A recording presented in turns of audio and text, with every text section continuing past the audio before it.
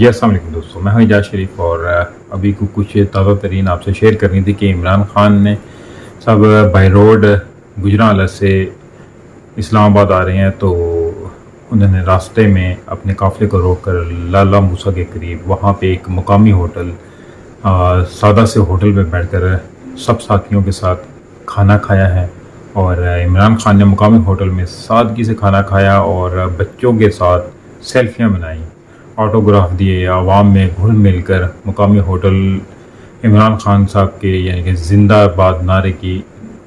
گونج اٹھا۔ اور اعتزاز احسن صاحب کا کہنا ہے کہ عمران خان کی طاقت کا اندازہ اس بات سے